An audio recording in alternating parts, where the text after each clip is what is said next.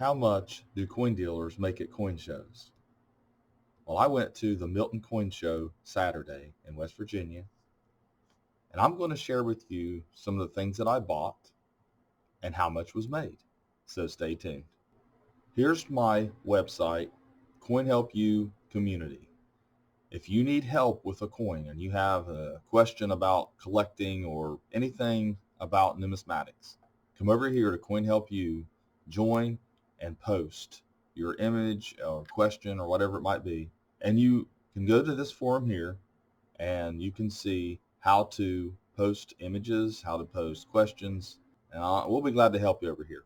So me and my dad went to the Milton Coin Show in Milton, West Virginia. If you don't know about the coin show, it's 4 times a year, and I'm going to give you a little information on that. Currently, it's hosted by the Mountain State Numismatic Society, and Greg Mincotti, he actually oversees it. That's going to change. They are actually going to be combining with another coin club, and I'm going to be helping with the website, I believe. They were talking to me about it at the coin show. But anyway, it's right here. It's VFW Post 9796 on 7 Fairground Road. Easy to find. There's a sign down Main Street. You turn left. This is the layout of the coin show. Dad and I, we set up right here, 14 and 15. When you walk in the door, you're almost facing us. And there's some other dealers here. We set up beside Excalibur coins, and I can tell you, he has some really nice coins, a really nice gentleman. We have a lot of good talks there. You've got Starcher Room, which is Jeff Starcher. I bought some coins off of him. You've got Mark's coins, which he's got. I'll show you some of the coins I bought from him, and he has some of the finest cherry-picked coins. He has a very conservative and keen eye for coins. So anyways, if you get a chance, the next one is going to be January 15th of 2022. So now I want to show you some of the things that I purchased. Now, I only spent about $2,441 at the show. I didn't really go to the show to buy anything, but I had a couple dealers say, here, you want to look at these? Are you interested in these? And then whenever I see some key dates, I go ahead and buy those. If I can get a good deal, I can make a little bit on them. So we're going to take a look at those first. So a friend of mine, a regular customer, came into the show and he was wanting to sell. He's got several of these completed.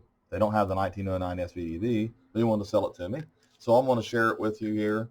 Most of the coins are really nice. I authenticated all the key dates. A couple of them are clean, but you know, you can't pass up these as a coin dealer because you always need these coins. You can always sell the 1909S. You can always sell the key dates in it. You know, the ones that are worth the most is your 1909S, your 13 DNS, your 11 DNS, your 10 DNS, your 15S, your 14D that's kind of a hard one. Your 22D, your 22 no D, which just doesn't have the no D in it. You know, your 15S is a little better too. This one's not a very nice 15S. And then you have your 31S, which is always highly sought after. And that one's in here, and it's a kind of a nice one. And I'll show that to you. And like I said before, I do like these because it shows the mintages. See a little bit better here. But yeah, the 31S is here. It's right up here at the top. So you can see that's really nice. You know, and it's the second lowest mintage as far as business strike coins is concerned. And seems like it's gained a little bit of momentum. I did a video not too long ago on that. So here's just some little pickups. I mean, they're just small, you know, not anything real expensive. But when I see the coins like this and I can make a little bit on them, I'm going to buy them. Here's the reverse. It's the CC. Here's the CC mint mark. And then, of course, you know, 12S and Liberty Nickels. I didn't have one of those, so I'm going to buy that. And you can see the mint marks here. Now, for those of you who don't know, this mint mark, even though it doesn't look the same on this coin because of the fact that it was struck on it's a nickel and it's a different position, but it's actually the same mint mark that's on a 1909 SVDB. Same punch was used. And here's another 31S that I purchased. That's a really nice coin, and probably it looks closer to AU to me than the Extra Fine 45. But this guy is Starcher I was telling you about. He's a real honest guy, real nice guy, fun to talk with. It's always busy. Has a lot of modern stuff too. I know I can trust him, so you know I bought that from him. And This is a 1914D. I bought another one of them, so I have it. And it's a nice coin. It looks really good. Looks like he's got G6 plus on it. I can agree with that. It actually looks probably very good. Just got a lot of hair details there. Like I said, the coin is problem free and it's nice, and that's the main thing. 1909S. You just see so many of these and are problem coins, and they're trying to sell them as problem free. It's another coin that's really nice. And I'm not sure if like I said, he's got VG. That's what it is, not G6. I couldn't have messed that up anymore at all, could I? So, anyways, VG on that, and we'll turn around on the reverse. I think the 14D is a little better than VG. And then we have this here, and I couldn't pass it up because I love bust coins. If I can find something that is problem-free, I want to buy it when it comes to bust coinage. There's just so many problems with these. And I know it's worn down. It looks, a little rough. And I would say that it's more like fair two. But, like I said, I didn't want to pass that one up. And, I don't worry so much about, what I make on one coin or what I pay for one coin. I look at the entire purchase. I add it together as I like it's one purchase. And if I have to move some money around, I will. But it really doesn't matter. I can lose on one coin, one sale, and make it up on another sale. It doesn't. People worry too much about how much they got in one coin or two coins when you need to look at the whole day. And I want to talk about that here. We're going to talk about the sales and things. So it's an 1842 O, seated dime, very good tin, very nice problem-free coin. I think that honestly, I mean, it looks really solid for the grade. Annex did ANACS here. They did a real good conservative job of grading this coin, in my opinion. And like I said, I cherry picked. I mean, I went through and these were coins I picked out personally myself. I always like to get strong for the grade coins, so to speak. Then I bought this one, and it's got the little beanie CAC sticker on it. And it's a 1941D Mercury dime, mint state, 66, full bands. And anytime you see this, you're getting probably 10 to 30% more than the actual retail value of it. It's a nice coin. And here's the reverse of it here. And then I got this. I couldn't pass it up. It was proof-like. It has a little issue that's kind of distracting, and I'll show you what it is. But it says 64 proof-like. So the dealer told me he bought this off eBay, and he couldn't really see the spot that was here. And when he got it, he saw that, and he sent it off, and he did pretty good, I guess. I mean, he got to sell it to me, made a little bit of money on it. But it's a nice proof-like coin. If you can get past that little, toning spot here and then one over here, you have a nice coin. It does pop. I mean, as far as it sticks out, it really does. I mean, the whole coin itself, it's got a lot of eye appeal and a lot more contrast than I'm showing in this video. But yeah, it's real nice. Then I purchased some ungraded Morgan dollars, which we call raw, of course. And this is off the guy I was telling you behind me, Mark's Coins. Now, obviously they probably got, some of them he said, will have a little bit of an issue. This was his surplus, his overstock stuff that they might have had some issues that didn't quite fit the bill to put in his cases. I know it sounds crazy, but that's how the guy is. So this one's got a little bit of a problem, but AU58 is an easy grade for this. It might even be close to Unk Details.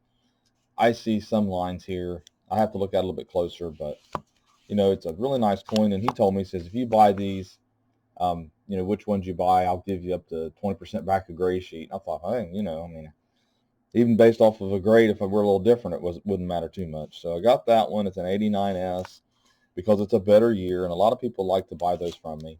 This is another 89S AU58, and I can compare both of these. I think that one is so close to Unk. This one's closer to the AU. And like I said, really a joy to talk to. We have a lot of fun. We're just a bunch of coin nerds talking about coins and grades, and it's a lot of fun. I just enjoyed it. Dad had a good time too. But it is, like I said, it is a nice show. And this is another one has just a little bit of a mark here that I don't know if they'll penalize it or not for that. But it's a 1878 eight-tail feather, and it's an extremely nice coin. You're seeing details that you don't typically see because it's really enlarged on the screen here and with my camera. But here's the 8 tail feathers. You can count those, and you got the reverse. It's not concave, but it's just a nice coin. I couldn't pass it up. I probably paid a little more for this one than I wanted to, but it doesn't matter because in the scheme of things, you make money on what you make money on. You don't worry about just a couple coins or one coin. So here is an 1897S Mid-State 64 Plus. I really took a chance on this one here. I went ahead and bought this one because it's a nice Dayton mint and it's a solid Mid-State coin. I don't know about 64 Plus, although it looks like some 64 Pluses I've seen.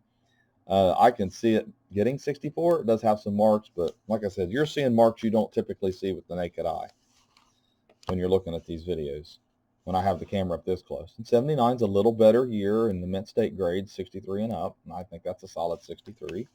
A very nice coin. That's a nice coin there too. Okay, so that's what I purchased. And like I said, a little over $2,400 is what I paid for all those coins. And so I didn't go in there and get a smoking deal from the dealers. But I did. I'll make, $200 or $300 on those. So the show itself, I ended up selling about $4,308 worth. And let's take a look. I want to take a look over here. This is my point of sale system. So this is sales for that one day. Okay, 4308. I come over and look at the transaction. It says that the profit margin was this, 33.34%, and I made this much. Now, I'm here to tell you, after expenses and everything, when I did my taxes last year, basically, I'm probably anywhere from 10 to 15% in that range. Okay, that's clear after wages, after everything. And like I said, being on a coin show, I can look at all the lines. I can see what I made on everything.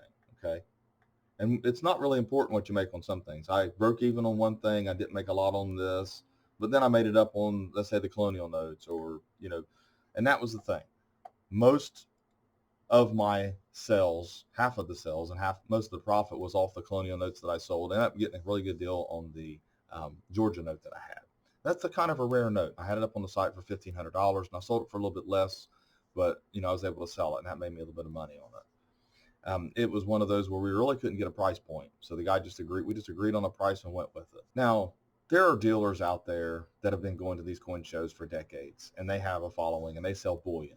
They can do $10, $20, $30, $40,000 in a day. And sometimes some dealers at the largest shows, and I'm talking about that's just kind of a medium show, like an Ohio show, like the Columbus or the Sharonville, the Ohio State show, the Sharonville. Those shows, that's what I'm talking about there. There are some dealers at the larger shows, if they don't do at least 100,000 in a day, they feel like they haven't done anything. And I've heard them do a lot more than that. If you're selling to other dealers and you're selling in bulk and you're selling bullion and you're selling gold, you can do a few 100,000 at a show. Okay. And that's gross. That's not profit. Sometimes you're only making 1% profit, 5% profit. Some sales are 0.05% profit. And I showed you one there that was 0% profit. I mean, you sell something to free up capital. If something's been sitting in your safe or something's been sitting in your inventory for a long time, it's dead money. It's not doing anything for your business.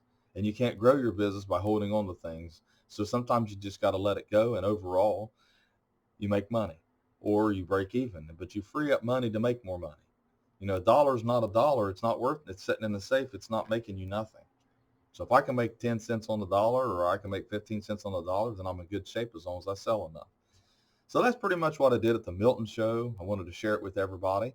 I watch all these shows like American Pickers and all of them. I used to watch them a lot. I don't hardly watch them anymore, but I still watch my Gold Rush. And they show you, how much they're making. They have $1 million season, or they're going to make $200 or $300 off of this buy, or coin dealers, you don't get to see that. So I'm offering that to everybody. I want everybody to kind of share that with you. What I do here. I'm not getting rich by any means, but, making a pretty good living doing what I do. And thanks to everybody that supports my channel. So thanks for watching my latest video. Hope you learned something. Hope it's interesting to you. If it is, let me know in the comments. Please sub my channel and have a great day.